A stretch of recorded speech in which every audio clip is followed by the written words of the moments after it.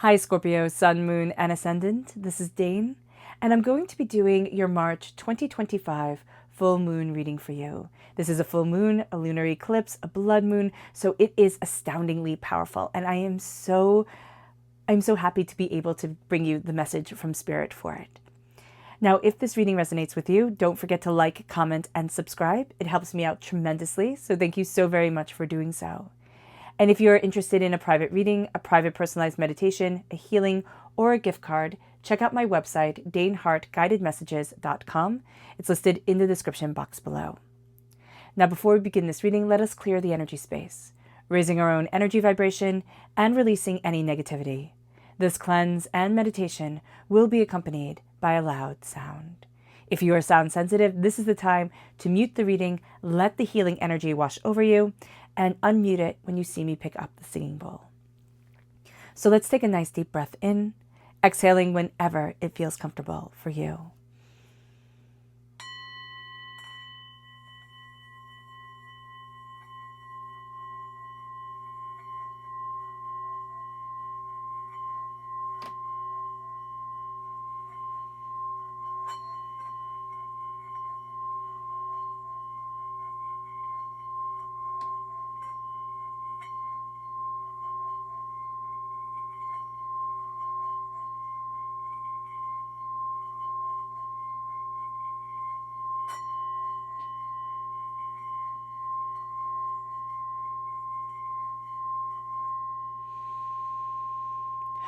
Releasing all negativity from the body like storm clouds, letting yourself feel calm, centered, and at peace as we enter into this safe and loving space. All right. All right, Scorpio. Let's see what the tarot has to say. Angels and spirit guides, show me clearly. Guide this reading and show me clearly. Ooh, the Six of Wands crowning everything. Interesting with the Five of Cups contrasting. Ooh. Angels. The Eight of Pentacles, the Empress, the Star card. Angels and spirit guides, show me clearly. The Death card. Oh, that's you, Scorpio. The Five of Pentacles, the Knight of Swords, the Six, Spirit is chatty, so let's just move these over. The Six of Pentacles, the Knight, the King of Fire, the King of Wands, the Nine of Cups, and the Two of Swords. Ooh, I like this. I like this. All right.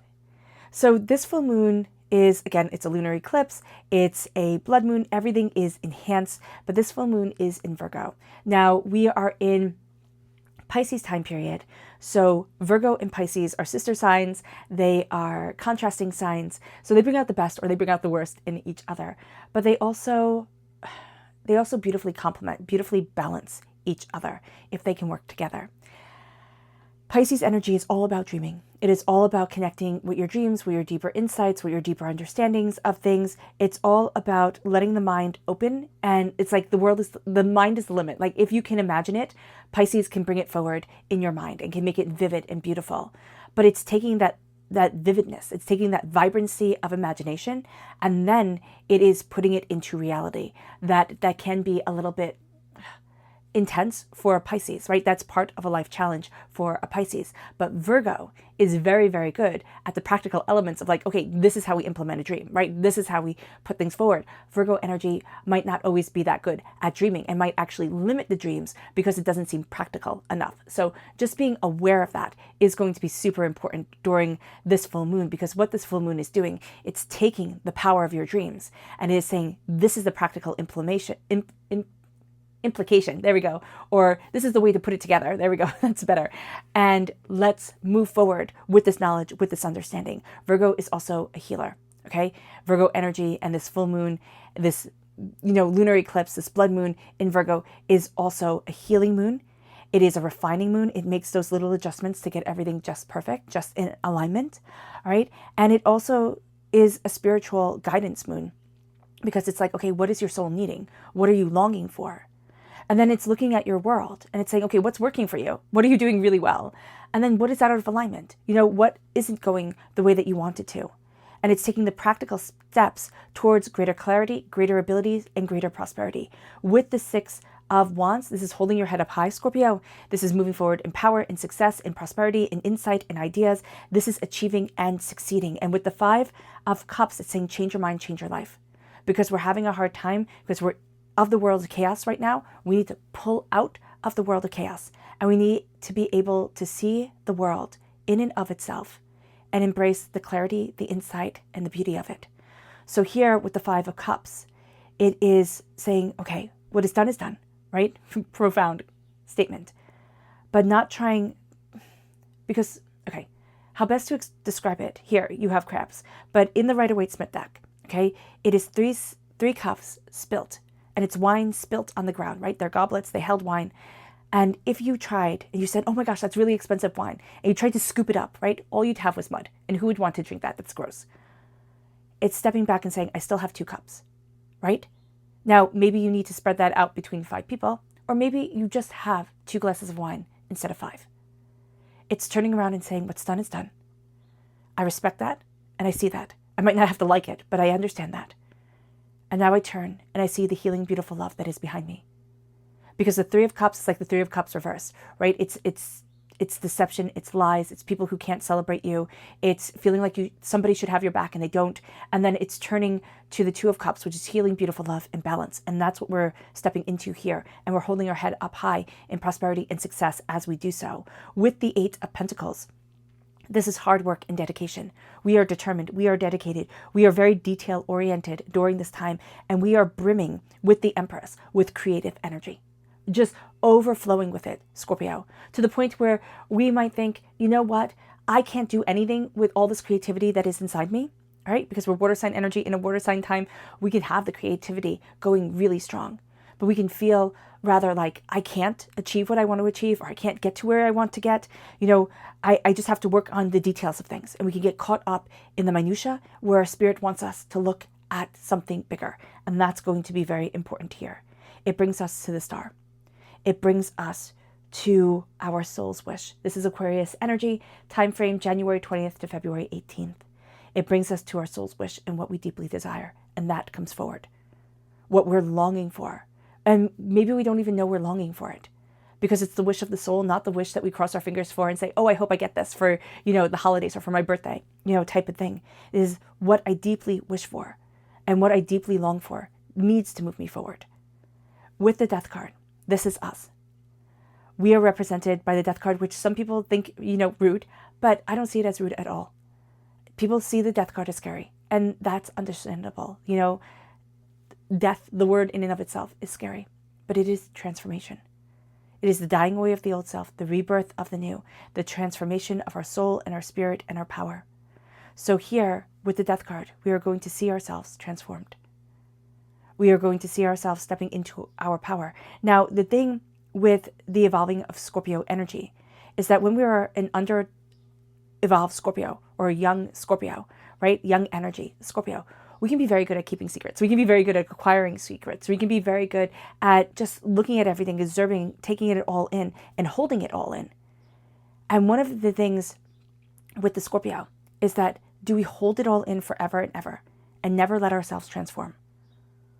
Or do we let ourselves transform with all the knowledge that we have gotten, with all the insight that leads us forward? Because we have the Five of Pentacles here. There's almost an energy here, not almost, there is an energy here of like, I'm not worthy. There's huge imposter syndrome. There's a sense of, I'm not going to be able to achieve what I want to achieve, move forward in the way that I want to move forward. And so here, it is looking at things and is saying, but there is power within me. And it is stepping into your power, even though you're going to have a conflicting energy of, I'm not good enough. I can't be successful. I can't be prosperous. And Spirit is saying that is bull. It moves us to the Knight of Swords, which is being the hero of our own story. This is also air sign energy, Gemini, Libra, Aquarius. It is embracing our voice, very strong Aquarius energy here. It is embracing our voice, our power, our tenacity, and our insight. And again, it is being the hero of the story. It is moving things forward. It is also knowing that during this full moon in Virgo, we need to move things forward. We want things to be aligned in the way that our soul has been longing for them. And it brings us to the Six of Pentacles, which is things coming into balance, which is what Virgo is all about, right? Not so much as Libra is, where it just likes everything balanced, but in the sense of like, I've worked hard for this balance, for this harmony, for this healing. And it brings us to the King of Wands, fire sign energy, Aries, Leo, Sagittarius. So if you're born on the cusp with Sagittarius, if you have fire sign energy in your chart, that comes through very powerfully. Just like if you're born on the cusp with Libra, the Knight of Swords comes through very powerfully. Or if you have air sign energy in your chart or in your life, these can be people that come forward. One person, with the Knight of Swords energy can very much be a hero, have a hero kind of like archetype. I'm saying this word wrong, but that's okay. Have a hero life path to them. That's part of their life path, and their purpose is to heal and is to connect with people. Even if they are the most unlikely healers, or the most unlikely heroes that you have ever seen, probably in the path of a hero, in the way of a healer type of thing. And however they have incorporated the healing modality, the healing archetype into their lives, comes forward. Hero and healer coming together. With the King of Wands, this is fiery, spicy energy. This could be a person who is very, very successful. Like they get the job done, but they can have a bit of a temper on them. So that's part of the thing that they have to learn and understand. But it is embracing fire, tenacity, insight, dreams and desires.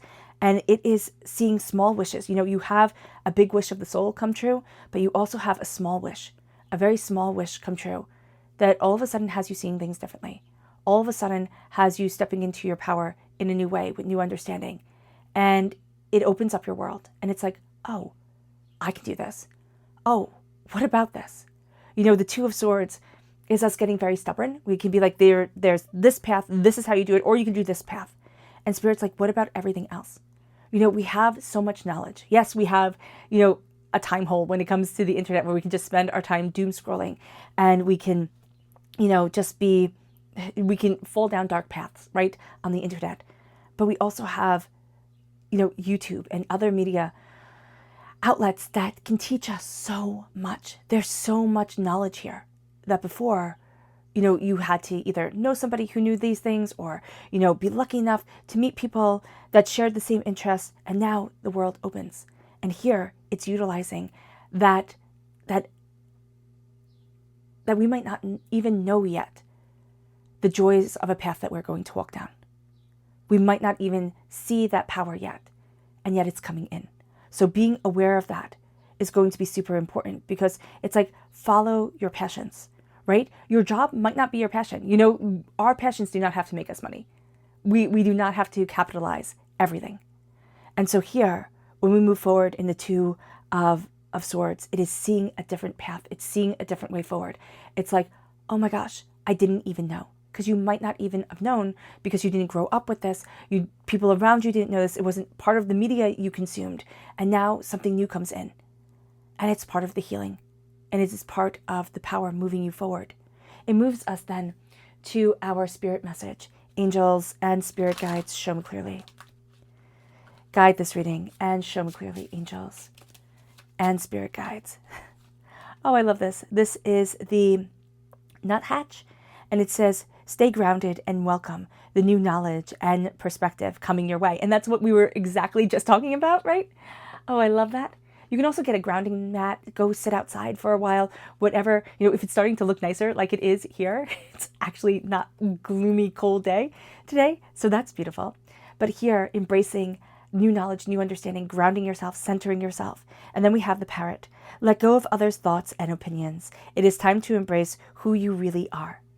And that's just, the apex of wisdom right there.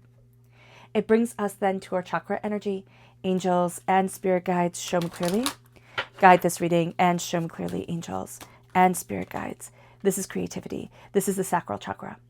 And it is moving forward in creativity, in understanding. The sacral chakra is where we hold our creative and sensual energy.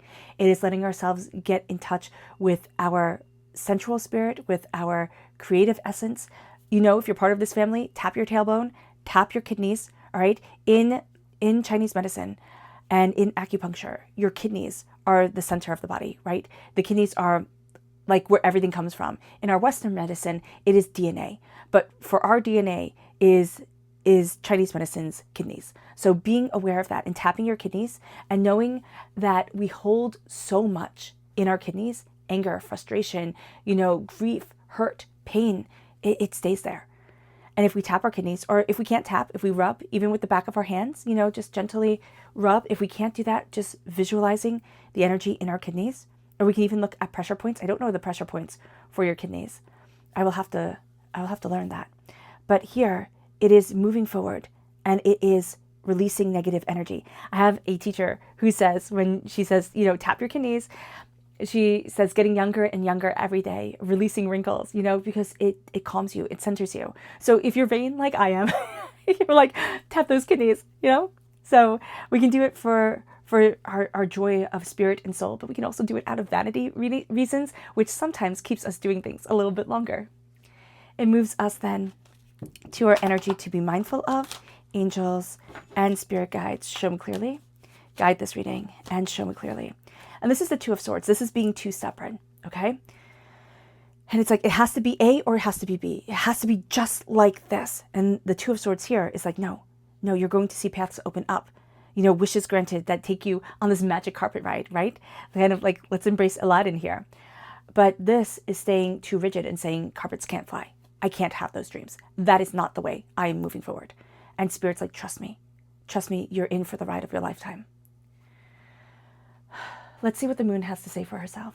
Angels and spirit guides, show me clearly. Guide this reading and show me clearly. Angels and spirit guides, angels and spirit guides. Oh, goodness. Okay, let me get the runaway.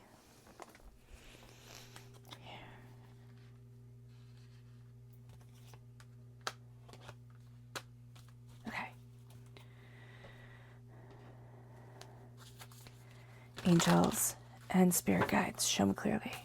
Guide this reading and show me clearly. Angels and spirit guides. Angels and spirit guides. Okay. Be patient. I always laugh when I see this card because my mom will always say the P word, right? Which is patience. And she hates the P word. But she would always pray for patience. So I think that's funny. She's like, never pray for it. Here, be patient with yourself. Be patient with the world around you. Embrace the sacred masculine aspect of yourself. There's nothing wrong with the sacred masculine, right? Embracing power, authority, connection. That's why I don't like the toxic masculinity. I know what it's saying and I get it, but to group a whole set of being as toxic, that's not cool. That's toxic in and of itself. So let's not do that. Let's embrace the masculine of the moon, which in this case is taking the power of making our dreams a reality, right? We can say that's masculine or feminine, doesn't really matter, but it's coming up here as masculine for us. So it is also embracing the sacred masculine energy, chanting sacred masculine, sacred masculine, sacred masculine. See what comes up. Does it cause you anxiety? Does it cause you fear? Does it make you think of yelling, like the fights that your parents would have, or a bad relationship that you were in? Does it make you doubt yourself? Or does it feel comfortable? It's like, yes, the masculine is what took care of things, right? That was the comfort, not the sacred feminine. Or maybe both were. Maybe you were very, very lucky and both were. And so here, embracing the sacred masculine and seeing what that means for you, okay? What that means moving you forward and embracing your prosperity and your success. It brings things into focus. You're going to have things come into focus in a very powerful way, opening up the third eye. So tapping, I would take your 3 fingers, okay, and tap. You can even take all 4 of them and tap from like your nose, like the very, very top where your nose meets your forehead, right? All the way up your forehead with your fingers and tapping there, because that's where your third eye is, and that's where your connection to spirit is. You will also see that in acupuncture. It brings us to abundance. If we have patience and we let in the sacred masculine energy to focus on abundance, and we focus on abundance, all of a sudden, we realize that we are very close to achieving our goals. It's like, wow, this isn't as far away as I thought it was. I need to welcome it in. I need to welcome in my success and my prosperity. We need to balance the spiritual and the practical. That's the full moon in Pisces. So that's Pisces energy coming in, connected with the full moon. We need to balance the spiritual with the practical, which is exactly what a Virgo full moon in Pisces does. Your dreams need a practical plan. Again, balancing the spiritual and the practical, putting things in alignment. This is the full moon in Taurus. With the new moon, a new start is coming. And as we get things aligned, we'll see by the new moon, a new start comes into play. and a personal issue reaches resolution. We're like, oh, that's what that meant. It's like, oh, that's it. It brings us to our subconscious spirit message, which is the meadowlark. And it says, smile. You will soon experience a wonderful journey of inner discovery. And that's what you're on. This is the age of Aquarius. We are changing our whole entire world. We are stepping into so much power, so much connection, so much abundance that it rocks our world. It blows our mind. It's like, whoa. And it's scary at first. And we're embracing our personal power. This is our solar plexus chakra. If you interlock your fingers around, if you interlock your fingers like this, and then you massage your tummy, right? You make circles around your tummy. You are going to be embracing your personal power. And you can help with any blockages in your solar plexus chakra. It moves us then to the energy to be mindful of, which is the sun. When we're told to be mindful of the sun, this is the happiest card in the whole entire deck. It's blessings coming in. This is what you think you don't have to worry about. And it's not saying worry about what you don't have to worry about, but it is saying here, if you have people in your life where you're like, oh, I don't have to worry about them, they're fine. I don't have to, worry about like this runs itself type of thing. Check in, because that's going to be important. It moves us then to the 10 of Pentacles, prosperity and success and bounty, generational wealth, releasing of generational curses. You are rewriting an ancestral line. You are also, or you're setting yourself on a completely different path than your ancestors ever thought you could be on. You are also going to be like changing the, how do I word this? It's changing the past life pattern that you've been on. And it's moving yourself forward in a way that is extraordinary. Pleasure needs to come into your life. Joy and happiness and connection. And it's opening yourself up to the moon. And then communication is key. You need to say what you want to others, but mainly to yourself, what you want, and set out your intention. Make it clear. Set out what you're working on for this moon, to let it shine. It's not just from a new moon to a full moon that we are preparing. It's even when the illumination of the full moon comes forward, it's like, now it's clear. Now this is what I need. And you set yourself free. All right. Scorpio, I hope this reading has resonated with you. I wish you nothing but light, love, peace, and happiness. May harmony always be with you. I am sending loving, healing energy to each and every one of you. I love you all, and stay safe. Let's end this reading with a meditation, a clearing away of negative energy, a raising of our positive energy as we embrace the power, intensity, and beauty of this time and of ourselves. So let's take a nice deep breath in, exhaling whenever it feels comfortable for you.